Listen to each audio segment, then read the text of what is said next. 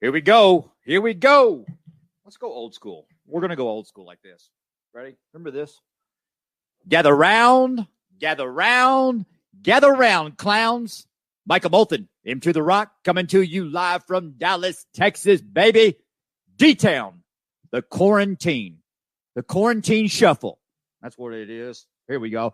All right, I got no starting, so I got to get this shared out. Just want to, man, welcome to the show. My name is Michael Moulton. I'm your host tonight on Into the Rock. Get ready. Get ready. We got a show for you tonight. The great John Edmonson. John, I talk so smooth and relaxing. Edmonson. Everything's going to be just okay. He's got that peace about him. John Edmonson, Director of Wellness at Healing Springs Ranch. Speaking of Healing Springs Ranch, are you ready? They are the sponsor of this show. Healing Springs Ranch, 1 hour north of the Dallas-Fort Worth area, right up the tollway. In fact, on Thursday mornings, if you're up early, you're riding with me, it's No Trippin' Thursday. No Trippin' Thursday on Thursday mornings. Michael Moulton, Into the Rock, driving to Healing Springs Ranch, and I'll be there this Thursday. So if you are alumni, welcome to the show. If you're family members, you have family members at the residence, welcome to the show. And John Edmonson is going to give us an update of what's going on at Healing Springs Ranch. But before we bring John Edmonson on, he doesn't go live unless there's like 8 million people watching. If it's under 8 million, he don't want any part of it. Okay. He says, man, I'm J-Rock. I'm building them up. All right. Go to your page, go to Into the Rock. Okay. And I want y'all to share this out. That's what we're going to do right now. That is your donation to tonight's show. We're going to share this out. I need to share it out right now. So hold on a second. I got to get on both phones. So what you do is you scroll down. How about last night's show? How about that last night? Tegan Broadwater. Wow, what a show that was. The feedback on it is unbelievable. All right, so we're scrolling down. It takes a little bit to scroll down because, you know, if you're on Wi-Fi, it takes a little bit. There we are. I see us. So we scroll down like this, and we share it. Share it to your timeline if it ever gets there. Okay, we're going to share to that. Boom. That. Look at that. Oh, my gosh, we got this thing going. So now I go over here to this phone, and I'm going to share it I got to share it to the Into the Rock Facebook Live channel.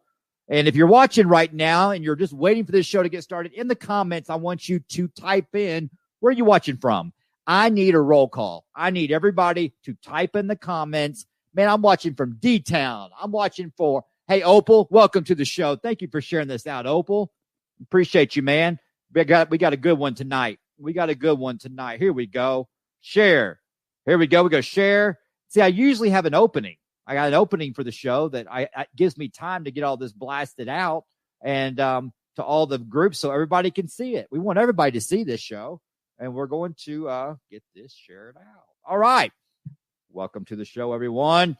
Boom. Post. All right, one more. We got one more. I see y'all getting on here. I see you. Boom. All right, here we go. Michael Moulton, Into the Rock, coming to you live from Dallas, Texas. Before we bring John Edmonson on, I got an announcement. As you can see behind me, on May 8th, since we were unable to gather in person at this time, I'm reading this, okay? It looks like I'm not, but I'm working on this program. I am reading this off paper, all right? Are you ready? Since we were unable to gather in person at this time, the 32nd annual Jim Bradshaw Memorial Stars in Recovery Luncheon benefiting Recovery Resource Council has been reimagined. Instead of being held at the Omni Fort Worth Hotel as originally planned, we will be broadcasting virtually on Friday, May 8th, beginning at 11:30 a.m. through a password-protected site. Are you ready to see him behind me? Cameron Douglas will be the featured speaker at this year's virtual event. He is the son and grandson of legendary actors Michael Douglas, who's his father, and the late Kirk Douglas, who's his grandfather. Cameron Douglas brings his torrid and complex life experience to every role he takes. After starring as Asher Gromberg opposite his father and grandfather in MGM's It Runs in the Family, Cameron's life detoured to one lost solitude, resilience, and redemption. After being arrested, he was tried and served a 7-year prison sentence, the result of a powerful and abusive drug program. I had the opportunity, Michael Moulton, host, that's me, Michael Moulton, host of the addiction recovery show, M2 The Rock, will moderate this virtual event with Douglas in what is sure to be a fascinating conversation.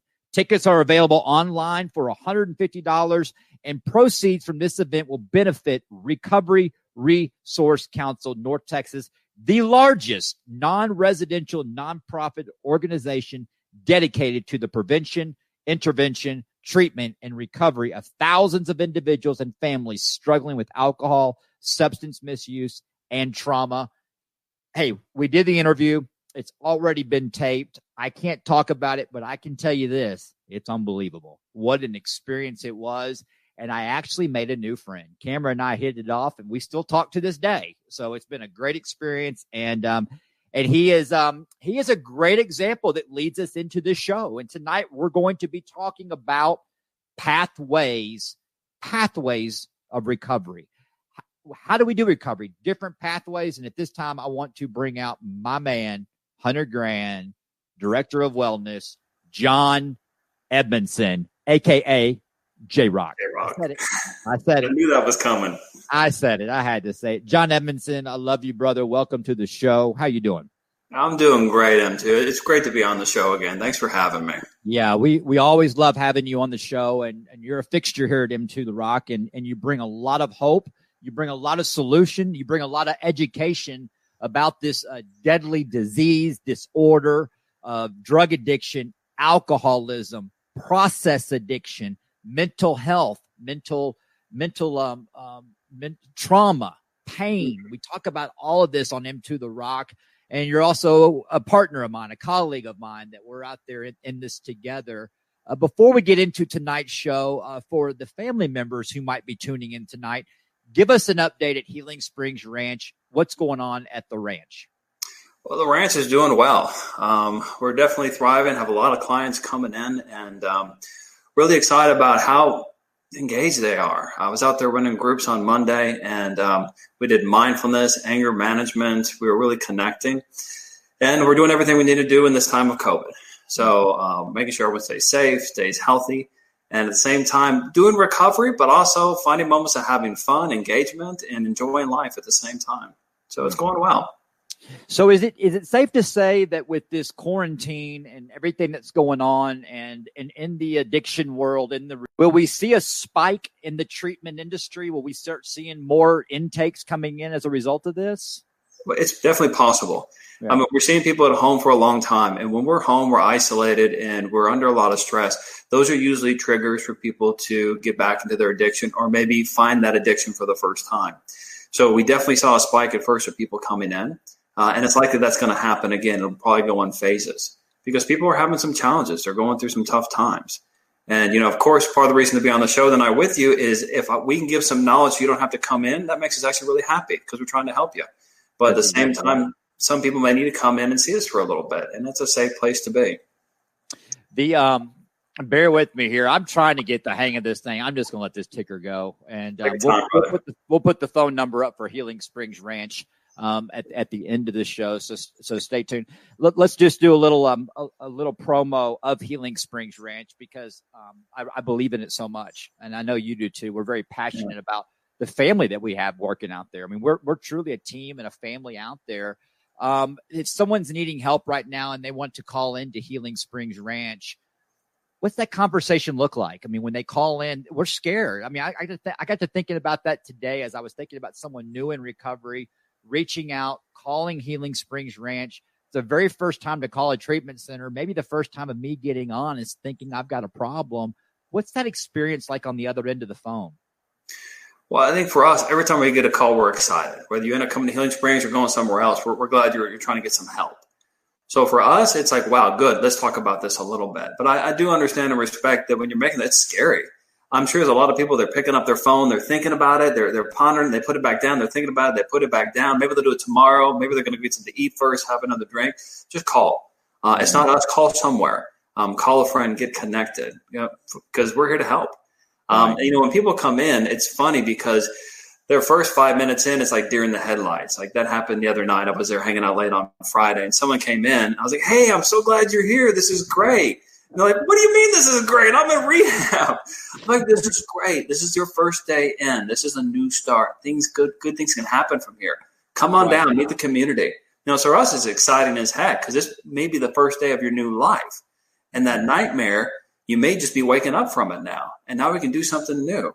So again, for us, it's exciting work to have people come in. And you're human, so bring your humanness with you. We know you're going to have hard moments, bad times, imperfections. Bring the real talk. A lot of people try to come in recovery, look good doing it.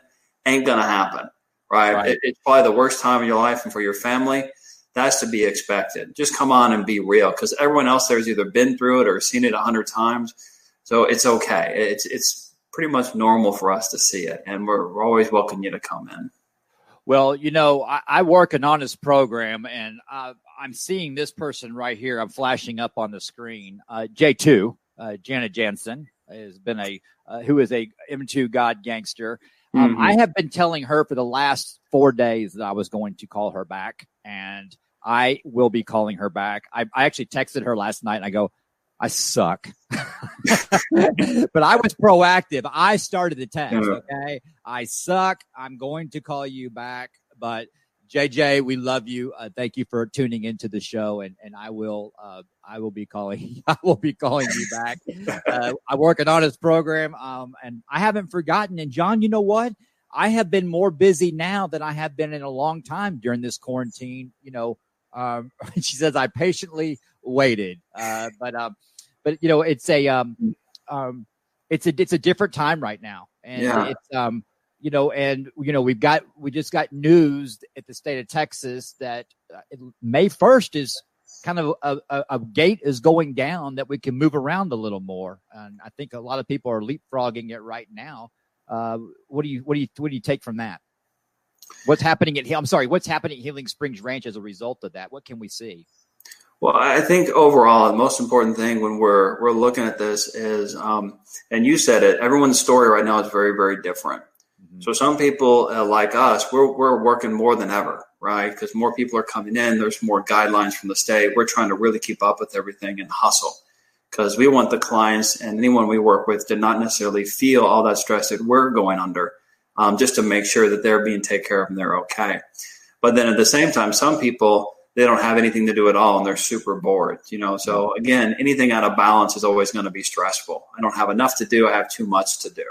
Right. And so the thing that I always advise anybody is, try to move towards your balance on the inside and manage anything you can't control. Let it go and flow with it. So a lot of people are waiting for, maybe it's going to be May 5th or May 15th, and they're hoping for that future moment. And I'm with you on that too. I think it's going to be really exciting. Make sure everyone stays super safe at the same time. Right.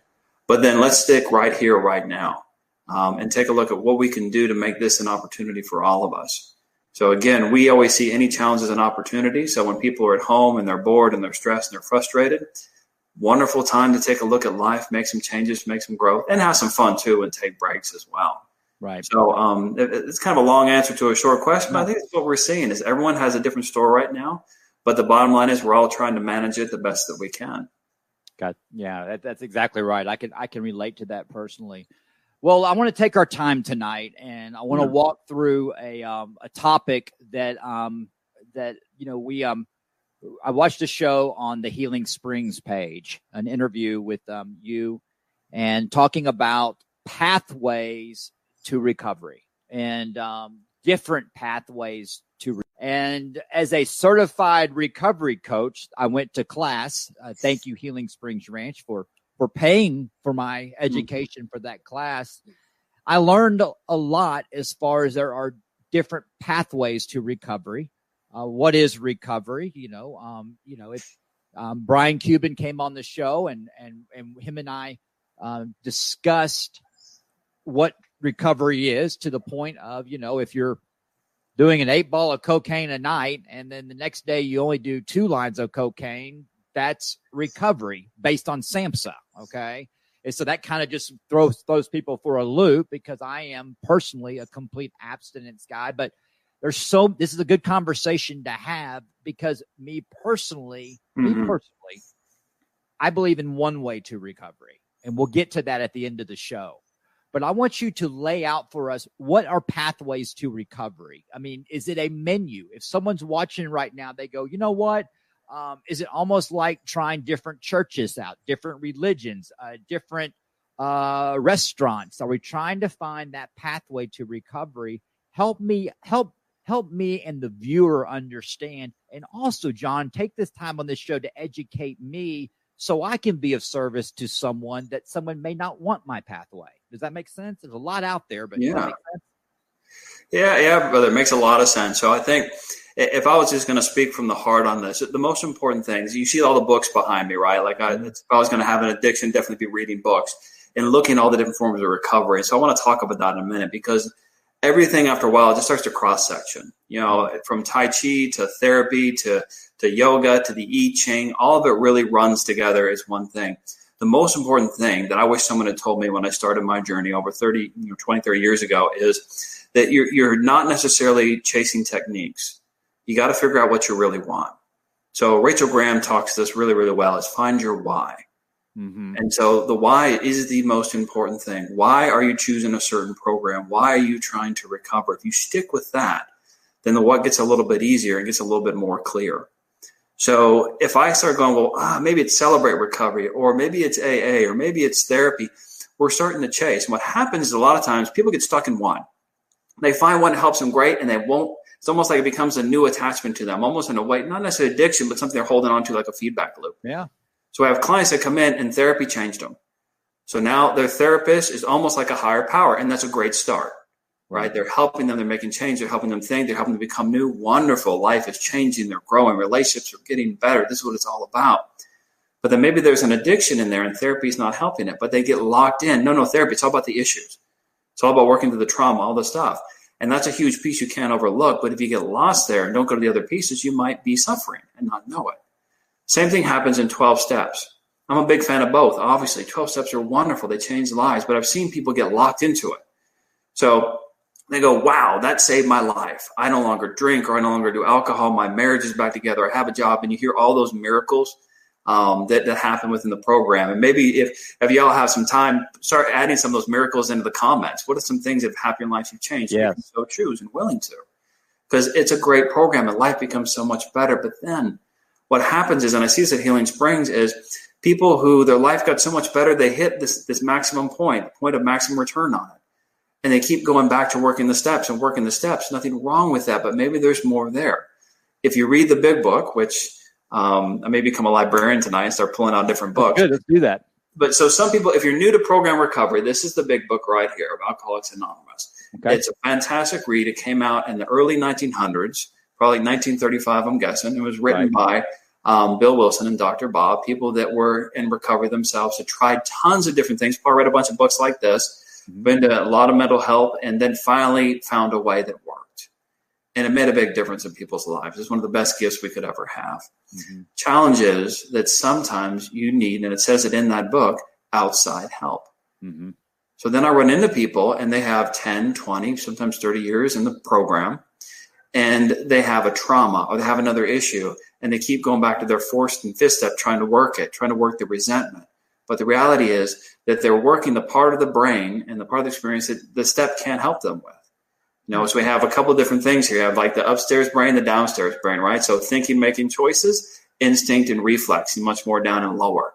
So if you've been through trauma, a cognitive response, rethinking something, seeing a different point of view, won't change just by your thinking. You have to get in and get some help. That's why Melissa is such a valuable gift to the world, because she talks about trauma model therapy. Mm-hmm. You got to get in and work that trauma. Because it'd be almost like trying to think your way out of heart disease. It just doesn't work that way. Mm-hmm. You got to get in there. You got to do the deep dive and do that work to make the change. Otherwise, everything's going to stay the same. You're going to keep working the steps or doing these same things over and over again, not getting results, and you're going to feel worse and feel like the program is cheated you. Right. And that's when I see people go back after 10 years, and now they're drinking and using again, even 20 years. Right. Then they come on into Healing Springs and like, oh, I guess I do got to deal with that trauma. And I'm really happy for them. I'm glad they came in. We're going to get that help and take care of them. But man, I wish they had seen that and realized that 10 years earlier. They're not betraying their program. There's nothing wrong with the steps or forgiveness or letting go. But the body also has to forgive. The downstairs brain also has to recover. And we bring that together, then we're actually going to have that holistic integrated approach to recovery. So I guess the part of the answer, and we'll keep talking about, is the integration itself, brother. It's not one program versus another, but what are you trying to do? What's your purpose? Is it to heal trauma? Well, then you need to do some trauma therapy. Is it to get over the addiction? Then maybe take a look at the 12 steps. Ideally, you want to bring both those together. And then, wow, you have a pretty powerful program going on. Well, the common denominator that I see in addiction is the way that my solution to trauma and pain is deadly. I mean, okay, my solution to trauma and pain was drugs and alcohol, right? So, I mean, we all have that trauma. So when you say we go back to the fourth step, you know, if people who don't know that, we take a moral inventory, okay, of myself. I got to look at myself, and I'm looking at, you know, how to process fear. The fourth step in 12-step recovery, based on my experience and my story, is where I got the answers to. I could finally look at John Edmonson and say, now I know why I drink. Now I know why I'm doing drugs. I get it now. Okay. And I have a moment of clarity. Okay. I get it. Okay. And for me, it was, I didn't know how to process fear. You know, I thought when I was in fear that those stories were real, and I didn't think other people felt that way. So I was never going to talk about it, you know, and so I'm in fear that John didn't answer my phone call and he's mad at me. Okay. Well, John didn't answer the phone call because he was in a meeting. All right. But in my head, I start going, wow, I think I did something wrong. I really made him mad. And then I'm scared to answer the call when you call me back. So this is what we learn in the fourth step. And that's based off of past trauma, that I don't know how to process fear. Okay. What's therapy? You say this fancy word therapy, but what does that look like? How is that different from a fourth step when I'm sitting down with you? Well, I think the ideas are very well connected. So when I do anger management, for example, we're doing a fourth step in a lot of ways. Now, I'm not saying it replaces the program. I don't want to go there with it, but it's the same kind of idea. We're taking a look at who it was, what they did, how it affected us. So those columns they talk about when you're writing all that out. So I think a very basic way of explaining therapy is we're trying to bring people back to truth, back to who they were meant to be originally. So what I'm thinking when I'm working with someone, my first question isn't what was your trauma? That's an important one. It's not my first one. My first one is, what do you want? Who do you want to become? What do you think your mission is? And what is your connection to, we can use this in a way, a higher power or something greater than yourself? So in recovery, those are some things I'm thinking about and wondering. Now, if they tell me I have no idea what my life purpose is, I have no idea who I am, well, that's a great place to start. So how did that begin? Now we know what the work is, because I'm trying to get you back to who you originally are and what you're meant to do in this world.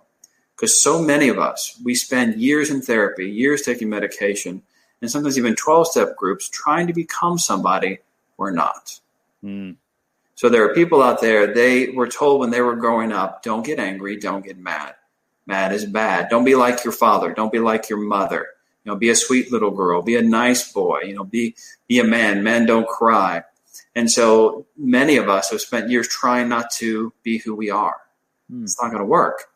So we hold on for a while, then we can't sleep. And then people come to me and go, John, I can't sleep. What do I do for sleep? And I'll give them, here's a breathing exercise. Here's a mindfulness activity. And they go, it didn't work. So let's talk about that. Well, what else is going on here? And I'll say, well, what about the emotions? Are you able to go through and feel your different emotions? Well, I don't feel fear. I don't feel that. Or I don't feel sadness. Men don't cry. Okay. Doesn't look like that's working for you. Your own body is telling you it's not going to work. I don't get angry. Okay, nice try. Right. We all do. Anger is a wonderful emotion within balance, by the way. I always want to say that because people think they're coming to mindfulness not to get angry. You're coming to mindfulness to get in harmony with yourself. Anger is a wonderful emotion, tactical, practical. We can use it all day long. It can inspire us. It can help us to stop people from harming others, but can also hurt us if we're not willing to accept it and become true with it. And so those are some of the things I'm looking for, even with mindfulness. Feet on the floor, you're breathing, you're grounding so you can get calm. So I can help prepare you to be in harmony with who you truly are. And you can start seeking that out. Maybe you're trying to be an extrovert when you're an introvert. Maybe you're trying to go out and be in front of people, but you like being by yourself. Maybe you're someone who actually needs more time out there and you're behind a desk all day long. And now you're wondering why you go home and drink so much. So the issue is not the alcohol. The issue is not the feeling. The issue is you're not in harmony with yourself, with truth. And I'm trying to get you there through therapy. Now, everyone's going to say something different, Michael, but that's kind of what we're trying to do is what is your purpose? What are you meant to do? And how are you not in line with that? And how do we get you back to that? It's funny. So when I listen to people talk about different pathways of recovery, I can compartmentalize. I can put that, he's talking about this step. He's talking about this step. So what you just shared right there, I heard a lot of step 4 because I want everybody to understand if you haven't worked a 4-step and 12-step recovery, 4-step, the beautiful thing about it is you get to find out what your assets are. You get to find out what you're good at. And that's what I just heard you say. I mean, it's like, hey, recovery is, let's find out what your purpose is. Not the purpose that your mom and dad told you that you were going to be growing up or the church told you. What is your purpose? What is your true purpose in life?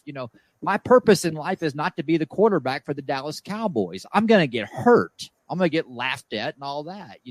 I think I found my purpose. It took a long time to find it. But when we find our purpose, we start carving through life. It's life becomes a little easier, right? Yeah. But as far as the topic of tonight's show, which we're right on, what are different pathways to recovery? Because on Into the Rock, I pound spiritual program. I pound it. I admit it. I pound what's working for me. I am open to everything. I am very open-minded, okay? I'm so passionate about what's working for me because after 27 mugshots, I can't say that I tried everything. I would look at it and I go, no. But when I had to get honest, I was really scared of that program. And that's what it boiled down to. But what are our different types? Well, there's a couple different things in there. So there's different types and different kind of branches within everything. So let's talk about the spiritual, right? Okay. So a lot of people say, and very much so what it used to be, and Paula talked about this earlier on the show today, the majority of people that used to run treatment centers were in recovery and likely in a 12-step recovery. And God was a huge component of that. So if you weren't in line with the steps, then you probably weren't in line with the program. And now that's shifting. Now we have a lot of people that are receiving licensures and they're therapists, and they may not even read the big book. In some cases, Healing Springs, we want people to be doing that, by the way. But in a lot of cases, they don't. Right. So that has begun to move away a little bit. So the spiritual forms of recovery could be something like Celebrate Recovery. It's more kind of a Christian point of view of it. It has a lot of similar components to AA, but focuses more on Christianity. And so it's a nice way for people who have that belief to really engage in their own recovery. And there's lots of different programs out there that are very similar to that. They believe you need to connect to God, trying to find out what the barrier is and be of service to others. Mm-hmm. That's very much an oversimplification, but huge components of it. Mm-hmm. On the other, let's talk about that because there's a lot of different ones out there. So we say recovery, we think of drugs and alcohol, but that's just a piece of the puzzle. Mm-hmm. Now we know today, this is not new, but now we really emphasize process addictions. So there are 12-step groups out there, spiritual forms of recovery for process addictions. And before we're talking, I was looking through the library here, different ones. So I'm going to grab a few and see what we got because this is super interesting. Like my bucket list is to read as many of these as I can, but there's so many. Yeah. There's so many. Wow. And isn't that a cool opportunity? Yeah. So if you've read the big book of Alcoholics Anonymous and you want to keep doing a deep dive, maybe that was the first stage in your program. You got sober, you got clean, and the primary purpose of that program is achieving sobriety and helping others. Right. But what if I have some other issues going on? And usually at Healing Springs, I see this. First, you get kind of clean and sober, but then other issues start coming up. The one no one ever wants to talk about, sexual issues. Right. Let's just not talk about it. Well, how can we do that and recover? It talks about in that original AA book that we all have issues there. We need to resolve it or we're going to go out and drink.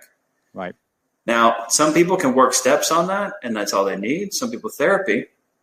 Now, this speaks to stigma, by the way, because here's the book on it, right? Here's one of many books for recovery. And what book is that? And this is the primary text for Sex and Love Addicts Anonymous. Okay. So it's SLAA. So based off the 12 steps, and like many other ones, it has basically, do you think you are? Flip through it. Here are your requirements. Here's some stories in the back. Other people have been through it. And it's based off of someone that was actually part of Alcoholics Anonymous originally who needed more help in this area. Mm-hmm. Now, we know by science that addiction is in the brain. So you can be more addicted to sex than actually alcohol itself. And they say that the gaming is one of the highest ones, and then sex and pornography is right below that. So it's phenomenal. So people don't want to talk about it. But here, and you see it on the book, there's no name on it. Why? Because people want to go to the bookstore and not feel shame when they buy it. Right. One of the books that came out about it, you can look at the other side of that by Patrick Carnes. He's a therapist that's very focused on sexual addiction. And his first book, it was something like Out of Sexual Addiction. And they're like, no one's going to buy that book. So he changed it to Out of the Shadows. Right. So you look at that, and there's other exciting ones out there. This is another one, Currency of Hope. Okay. So if you're watching this and maybe you've already recovered from drugs and alcohol, there's more. Maybe there's a debting addiction or an under-earner. You're not making what you need to. What'd you just say? What kind of addiction? Debting.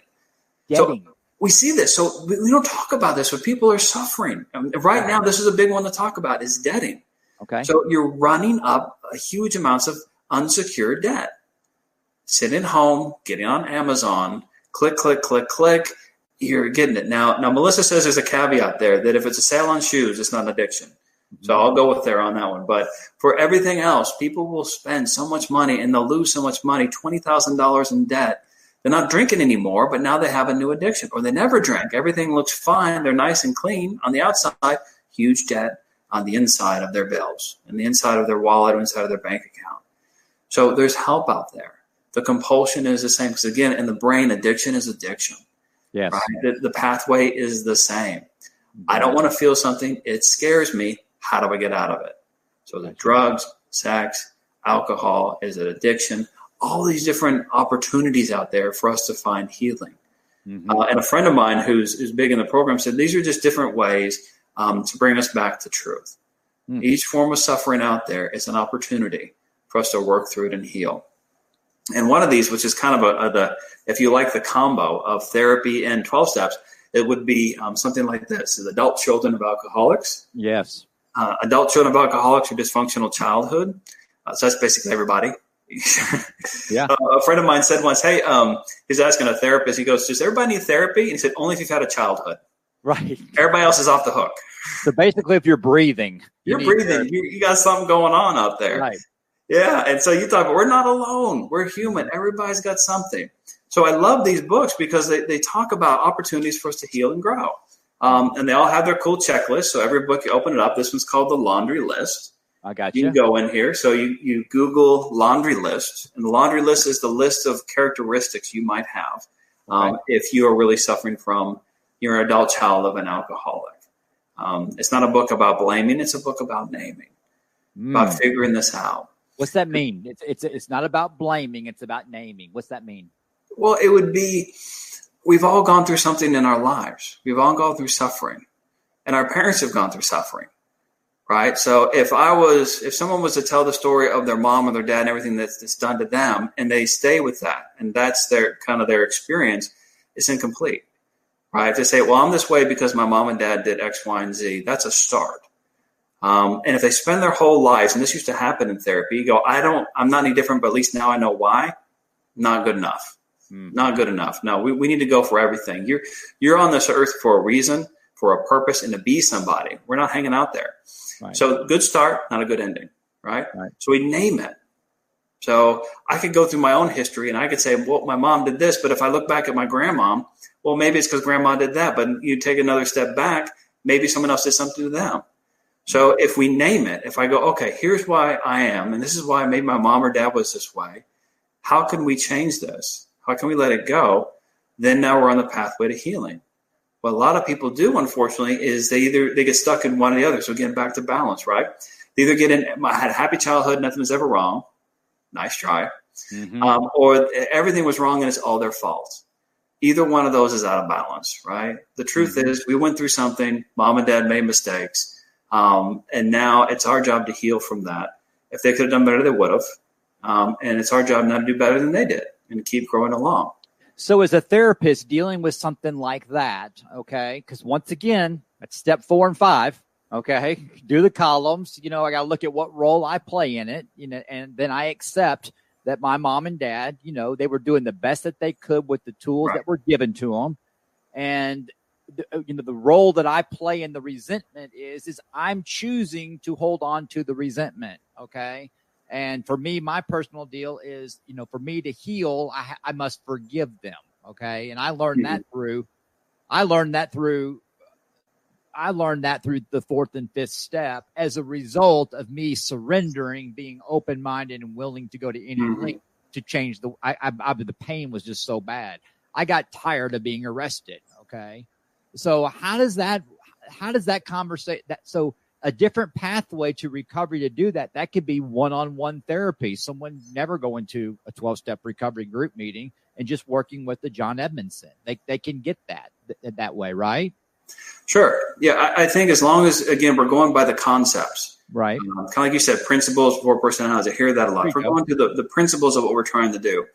Get people to reach their full potential, feel peace and within themselves, be able to sleep good at night. I mean, these are sound like for some people, that's an extravagant goal. I just want to sleep at night. I haven't in 20 years. Yes. So we want them to stay long enough to get the treatment. That's why some people talk about 30-day programs and now we're better. I don't think so. I mean, that's 30 days is a warm up. I personally come in for 45 because at 30, you're just now starting to kind of feel better and get good. We want to do a little bit more deeper dive. And the thing that we look at as therapists, of course, what is our part? How are we participating?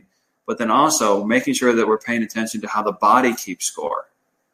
And so now we have tons of books on the reality that when we're traumatized, our body remembers it. In fact, let me see if I can. Okay, here we go. So this is another idea behind it. This was a gentleman, David Berselli. I feel like I'm working for Amazon today. No, this is great. So here you go. Trauma release exercises, David Berselli. Here's why this is super cool. We use this at Healing Springs Ranch. Okay. What if you get it? You understand you want to forgive them, but for some reason you just can't, or you feel anger, or you feel shocked.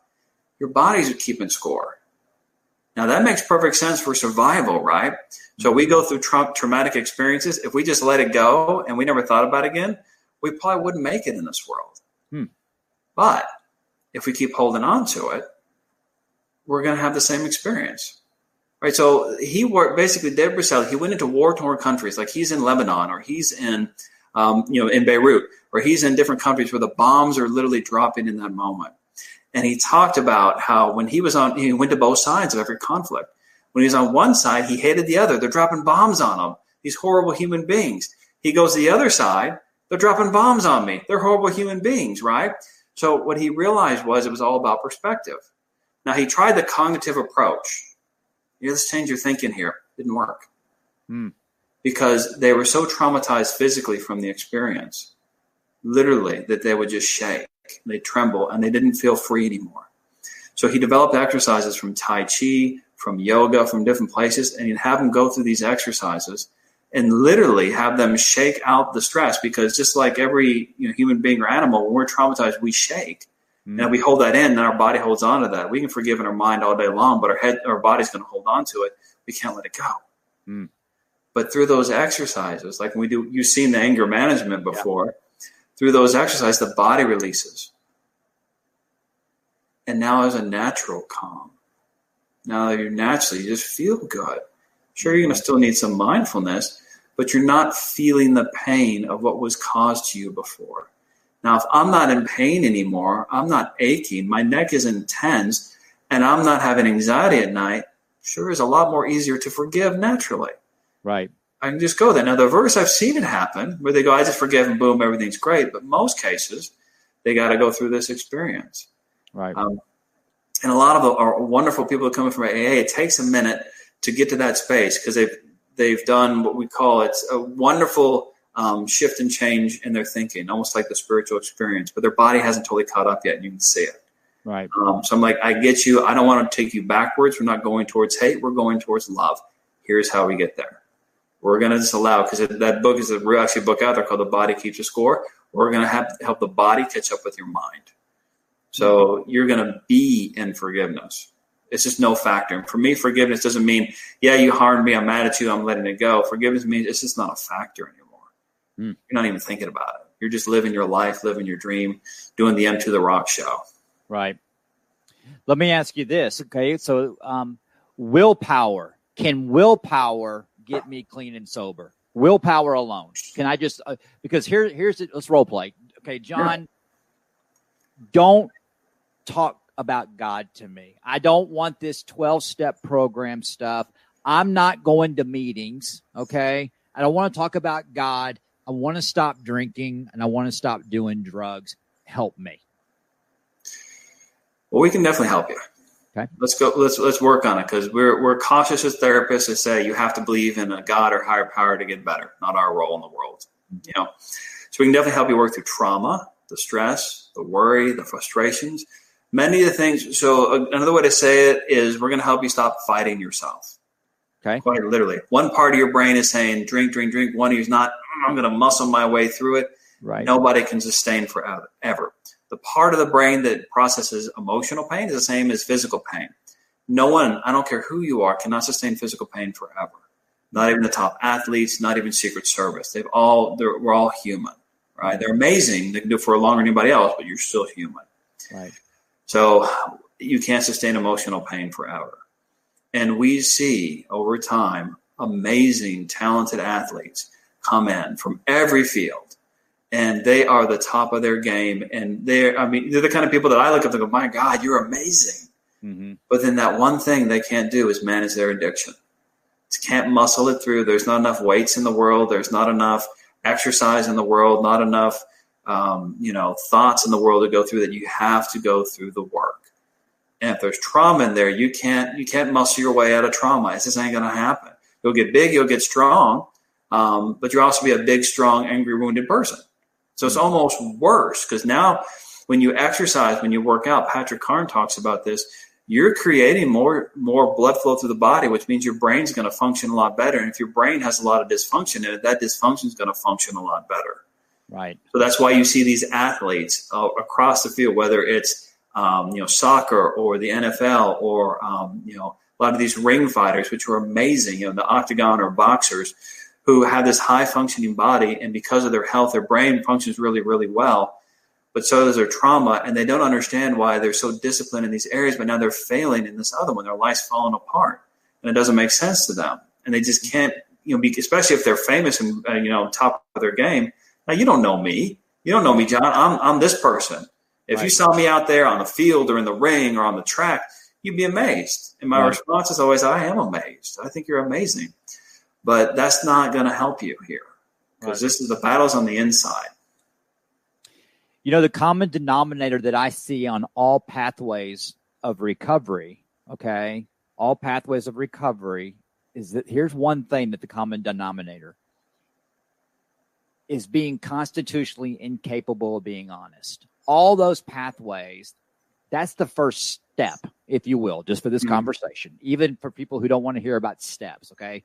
The first process, the first movement, the first decision, whatever we want to call it, is we must get honest, okay? If I'm not honest that I have a problem for this conversation, drugs and alcohol, okay? Can John Edmonson help me if I'm not honest? That's a hard process. Yeah. Until anything that's like trying to be a boxer, but not being honest about where you're at with your ability. Right. Trying to be run a marathon, you can only run 1 mile, and you're coming in and telling me you can run 26. I can't help you. I mean, I can be there for you. I can guide you there. I can get you there. We call it stages of change, right? So it's not like we give up on you or anything like that. But to get the full response, to get the full benefit, you got to be ready. You got to at least say, I'm willing to be willing, or maybe I got a little bit something going on. And when you come in and see me or Melissa or Rachel or someone else or anyone at Healing Springs, the question may not be, okay, I get it. You don't want to look at this. You don't want to look at that. You want to look at things. What do you want to work on? Let me get you there. Mm-hmm. So what's one of your dreams? What's one of your hopes? And we can talk about that. Okay, so to get to that dream, we got to take a look at a couple of different things here. You say you want a happy marriage, Yet you're telling me you've got a couple different people you're in a relationship with here, and including your marriage. Well, let's talk about that. Is that really going to work? All right. Or maybe you just come in, man, I'm super stressed and anxiety. So we can help lower your anxiety. We can lower your stress, get you feeling a little bit better. We can definitely do that. To get everywhere you want to be, you have to be willing. And that's true across the board. Like even these mindfulness, like Zen people, if you come in and you're not honest about how you necessarily feel, it's going to be hard to get you to peace and calm because you're saying you're okay when you're actually not. So it's hard to follow those steps and have motivation if you think everything's cool. And we call that denial. Doesn't mean you're bad. Doesn't mean you're dumb. Actually, most people now are really, really smart. That's part of the problem. Super smart, super successful, amazing human beings. But that's part of the challenge because they're not getting the consequences early like the rest of us. The consequences came late for them because they're so smart, creative, talented. They can work their way through it all, so everything's fine. So until those consequences, many times, not always, start to really come home and people say, hey, we're done with this, man, then they start coming super willing. When it feels so terrible on the inside, there's no, like you said, no other choice. Now it's time to come on in. Now they're ready to work. And until they get to that point, we can't go all the way. We can make steps. We can plant some seeds, but we're not going to get to the final product yet. Right. Yeah. And and once that phone call is made and once someone does walk into Healing Springs Ranch or wherever establishment that they walk into, they don't know it, but there is just there's something that's happened. They've made some sort of commitment. If they've made some sort of commitment other than to themselves, even if they're going, okay, I'll go just to get you off my back. Okay. There's something happening, there's something happening where there's hope. Okay. Let's get back into process addiction because I want to emphasize to everybody who's watching, process addiction is deadly. It's very deadly. Mm-hmm. Okay. And we can talk about, I did a deal with Jay McGarry on Channel 8, okay, on shopping addiction. And shopping addiction is very deadly. And the reason why shopping addiction is deadly is because of the repercussions of being in debt, and trying to feed the dragon, if you will, trying to continue the shopping, willing to go to any length. And then the guilt, shame, and remorse goes into such a deep depression where suicide is the only way out. Okay. And it's a result of shopping addiction. It's a result of, addiction. And I'll use the first step of 12-step is just admitting that we're powerless over alcohol or drugs or shopping or sex or gambling, that our life is completely unmanageable. Okay. When I say that our life is completely unmanageable and we're powerless over, what does that mean, John? I mean, for someone I'm not powerless over nothing. I'm strong. I can bench 250. I mean, I used to think that way. I couldn't bench 250, but I mean, I actually would tell everybody I could, but I couldn't. But you know what I mean? What does all that mean? For everyone, it's going to be different. Yeah. So I want to talk to the first thing you said. So if you are feeling, and again, call someone, call a sponsor, call 12-step group. Right now is the best time to find the 12-step group because everybody's on Zoom. Yeah. Every group is on Zoom. Ladies and gentlemen, if you need help and you don't want to come to treatment yet, get on a Zoom to some kind of 12-step program. I had a friend, he was on a 12-step program here in the U.S., talking to people in Berlin. It's amazing out there right now, the fellowship, the connection. I'm hearing from all these different places. Yeah. So the basic questions are, is your life working how you want it to? Can you sleep at night? Do you feel trapped? Do you feel like you can't take it anymore? Yeah. So those are some real easy ones to take a look at. Is everyone getting mad at you? If it's just leave me alone, I'd be fine. Well, maybe I'm the factor in that. Okay. And most important, do you want it to be different? Would you like your life to be different? Now, at the level that's going on, that's how you look at treatment. Maybe it's so horrible, you need to get away. You need to do residential treatment like Healing Springs. Well, come on in. Maybe it's not at that level yet. You're starting to feel, I feel kind of trapped. It's not terrible yet. Maybe it's time to call a therapist. Tons of therapists online right now. Go for it. Maybe, I never realized, that's what I'm talking about. I never realized that could be an addiction. What, eating could be an addiction? Sugar? I thought it was just cocaine. Actually, sugar is more addictive than cocaine, by the way. Right. Withdrawals, you can have withdrawals from sugar, caffeine, sex, gaming. Withdrawals. You can feel like you're going crazy when you stop. So if those are happening, that's time to come on in somewhere, get change. I don't want to live anymore.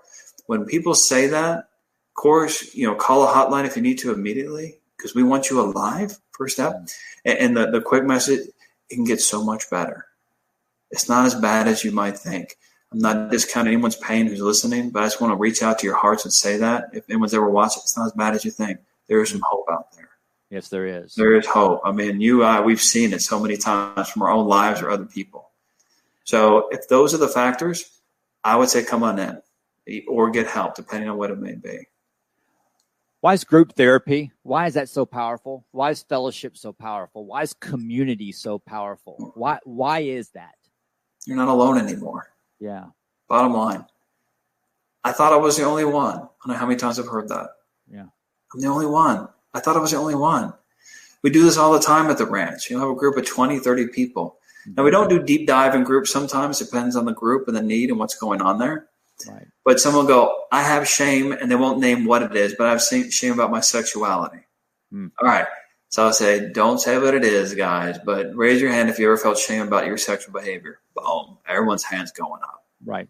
And that for some people, for me, that's another day at the office. Some people, that's the first time in their lives they realize they're not a freak of nature. Right. They're not the worst human being on the planet. Right. They no longer think, if you really knew me, you would hate me. It's not true. And that's the power of group. Then other people almost always have some similarity in stories. Mm-hmm. One person's been sexually abused. The other person says, man, me too. Right. We don't get stuck in that, but we can bond in that and we can heal from that together. But no, we're not alone. How many kids are walking around right now? Well, not in schools now. They're on Zoom and other places, but they're hanging out thinking they're the only one that's going through that. Right. Only one that feels this way. And you're not. You're not. And the beautiful thing of what you just said right there, people sharing and people getting that relief that they're not the only one, okay? That feeling is called hope. What a great feeling. What a great feeling. And the more and more sober I get, okay, the more I really realize I love that feeling of hope. Step 2, came to believe there's a power greater than ourselves to restore us to sanity. The spiritual principle behind it is hope. And that feeling that we get in a support group is step 2. So if you want to know if step 2 is working, that's what step 2 is. It's a power greater than ourselves that's restoring us to sanity. It's not talking about God. It's interesting, John, when I'm in support group meetings and they bring up step 2 as a topic of discussion, people immediately go into religion, church. The common denominator is religion, church. And I truly believe that religion is I'm trying to make my sin acceptable. That's what religion is to me. Spirituality is just living by God, by the way God wants me to live. I feel it. Okay. But that step 2 is that fellowship and community is such a powerful deal because I love it because it's non-believers. It's, different types, but you get a bunch of people doing this. And that's the beautiful thing.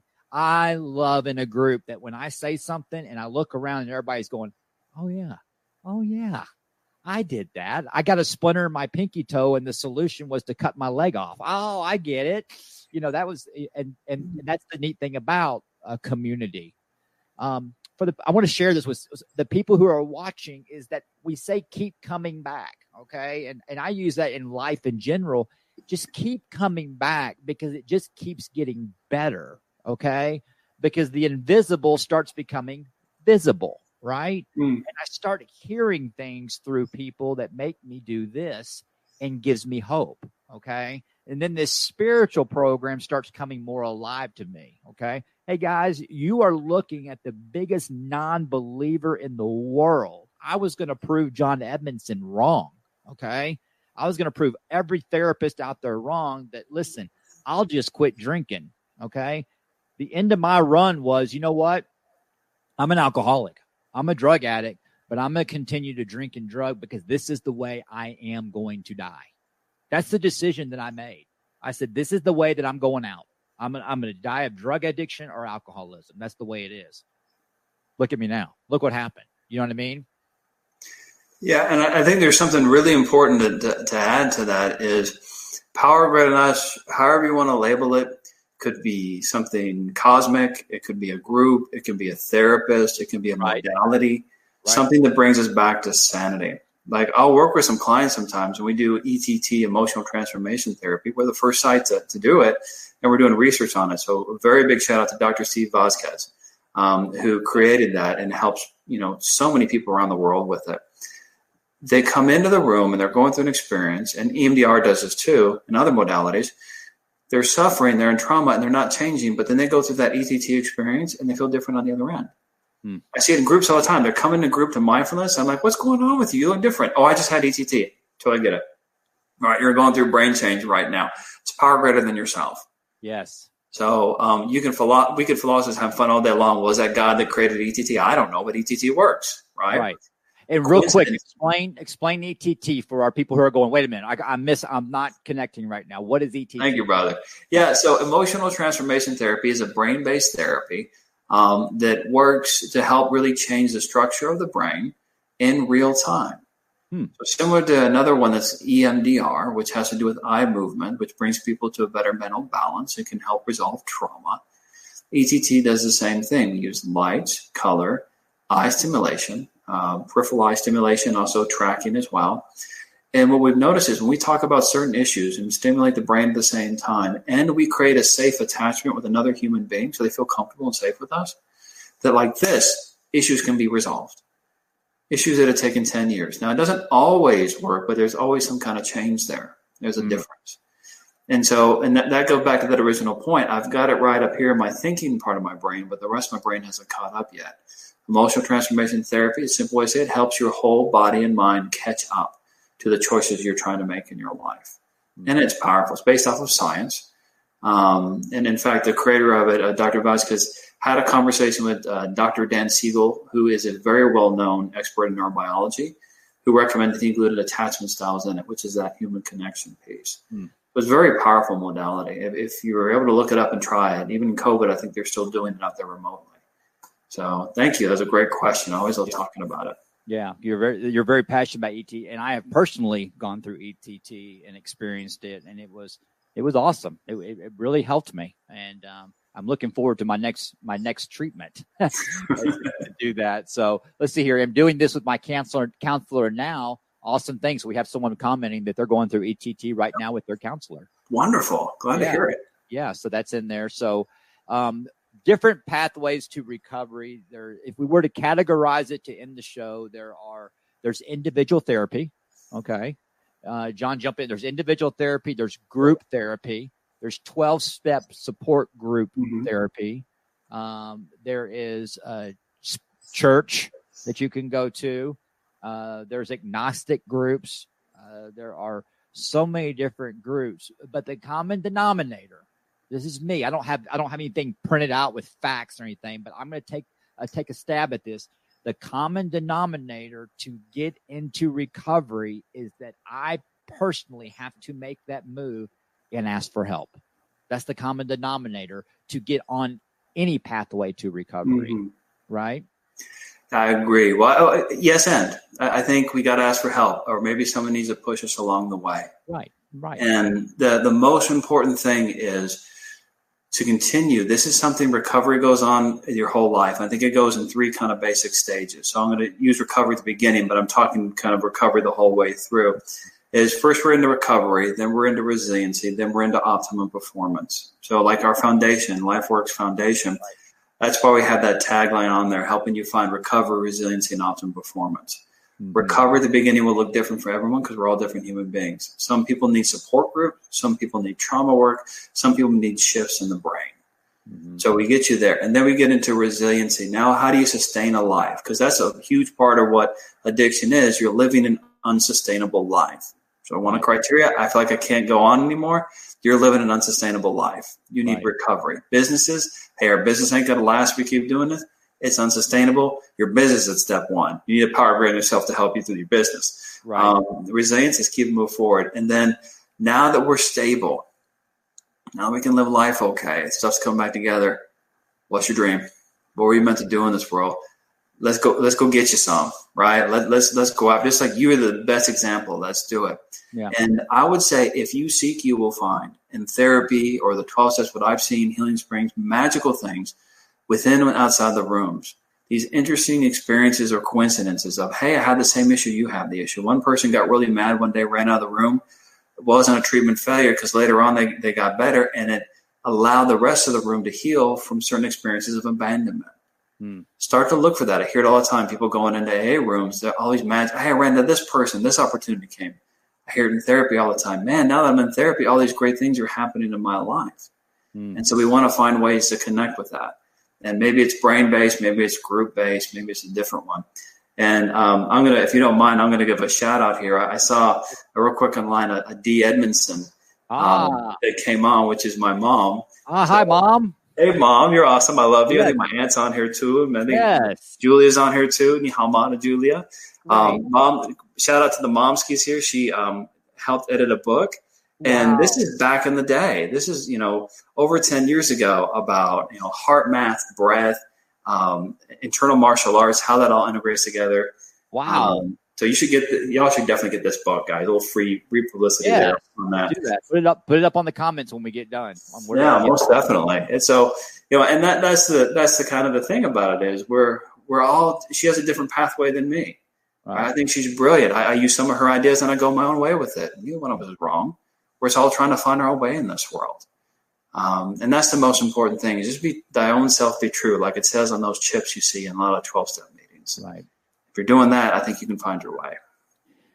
John Edmonson, Director of Wellness, Healing Springs Ranch, very close friend of mine. Thank you. Thank you for tonight. I hope everybody got something out of this tonight. I can tell you this, if you went this 1 hour without participating in your drug of choice, whether it be sex, gambling, shopping, drinking, drugging, codependency, if you made it 1 hour, guess what? There's a power that's out there greater than yourself that's restoring you to sanity. And we invite you to continue this way of life 1 hour at a time, sometimes 15 minutes at a time, sometimes 1 day at a time. So, John, I got 3 words for you, and it's got 8 letters, and it's got one meaning, and that is I love you. Good night, everyone. Night, everybody.